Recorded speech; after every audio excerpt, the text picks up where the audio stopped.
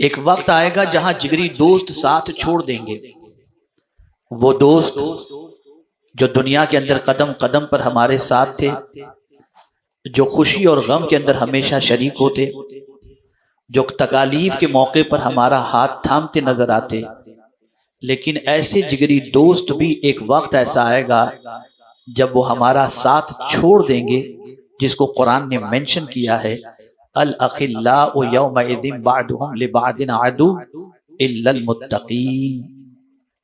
قیامت کے دن بعض جگری دوست، اللہ فرما رہا ہے قرآن مقدس میں، قیامت کے دن بعض جگری دوست بعض کے دشمن بن جائیں گے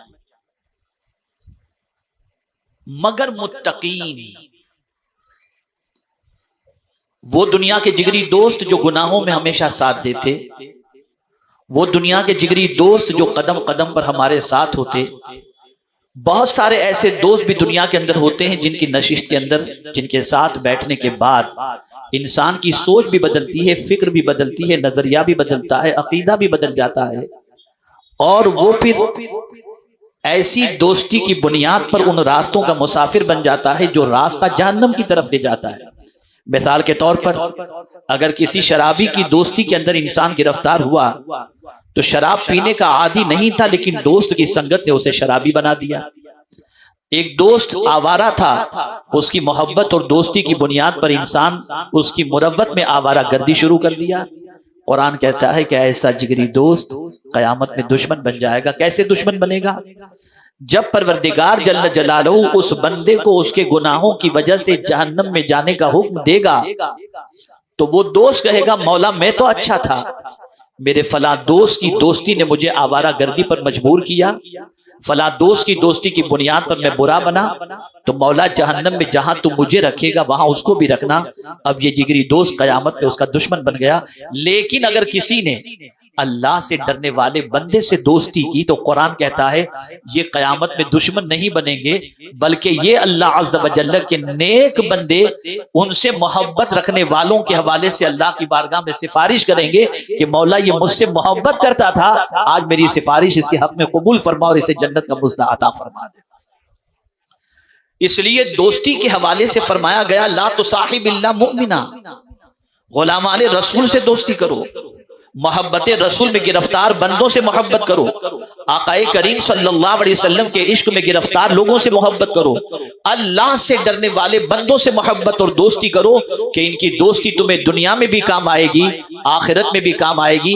اسی لیے اعلیٰ حضرت عظیم البرکت امام عشق و محبت کہتے ہیں اس نشانی کے جو سگ ہیں نہیں مارے جاتے، حشر تک میرے گلے میں رہے پٹا تیرا۔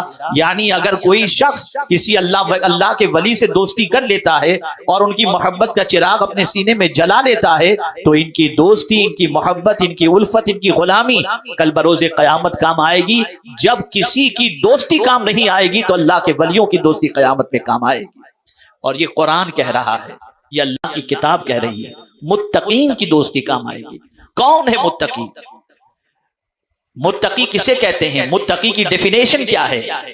تو قرآن کہتا ہے الذین یؤمنون بالغیب وَيُقِيمُونَ الصَّلَاةَ وَمِمَّا رَزَقْنَاهُمْ يُنْفِقُونَ، جو غیب پر ایمان رکھتے ہیں، نماز قائم کرتے ہیں، اور ہم نے جو ان کو دیا اسے ہمارے نام پر خرچ کرتے ہیں۔ ہدی للمتقین کے بعد یہ متقین کی فہرست، متقین کی صفات کا ذکر اللہ نے قرآن مقدس میں بیان فرمایا۔ اب آئیے میں تھوڑا سمجھاتا ہوا چلوں تاکہ جس عظیم المرتبہ شخصیت کی بارگاہ کے اندر ہم خراج عقیدت پیش کرنے کے لیے حاضر آئے ہیں، یعنی حضور غوث الثقلین رضی اللہ تعالیٰ عنہ کی بارگاہ میں آپ تھوڑا سا غوث پاک کے مقام کو سمجھیں۔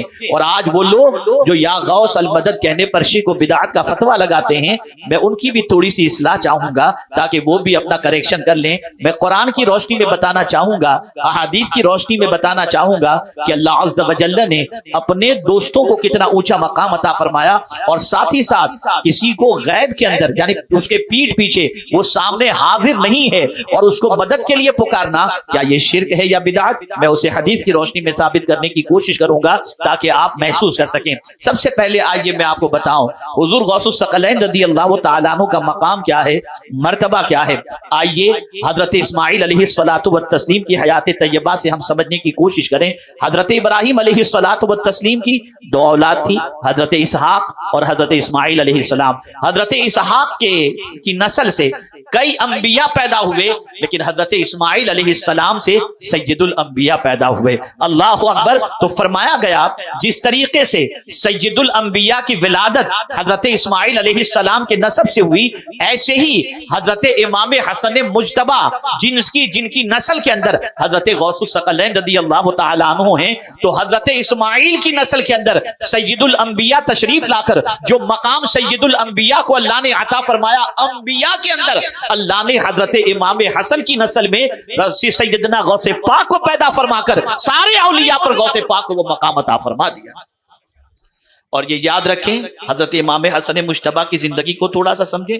हजरत इमाम हसन मुश्तबा रदियल्लाहु ताला अन्हु ने फितना व फसाद के इजाले के लिए हजरत अमीर मुआविया रदियल्लाहु ताला अन्हु से मुसालहत कर ली, कंप्रोमाइज कर लिया, सुलह कर ली। तो इसके एवज के अंदर अल्लाह ने कुतबियत कुबरा का मकाम उन्हें अता फरमाया। तो हजरत इमाम हसन मुश्तबा कुतबियत कुबरा के मकाम पर हैं और कुतबियत औसत के मकाम पर गौसुस सकलैन रदियल्लाहु ताला अन्हु हैं, और उसके बाद कुतबियत के मकाम पर हजरत इमाम महदी आएंगे। इसलिए मकाम इमाम हसन मुश्तबा के बाद वलियों के अंदर अल्लाह ने गौसे पाक का मकाम बहुत अरफ़ो आला रखा है।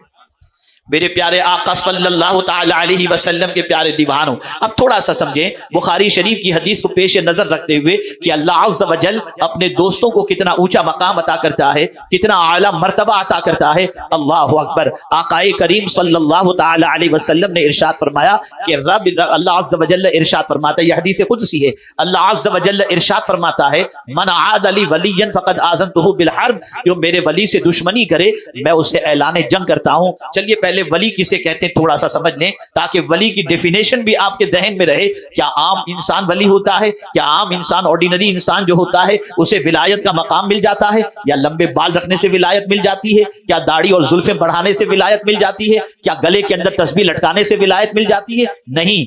वली की तारीफ जो हजरत सदरुश शरीअह आले रहमान ने फरमाई वो ये है, अल्लाह अपने बंदों में से जिसे कुर्बे खास का मकाम अता कर दे वो वली होता है। यानी अपने बंदों में से जिसे अपना बहुत करीब कर ले। और कितना करीब, इसको हदीस से समझा दो, कितना करीब, कितना करीब।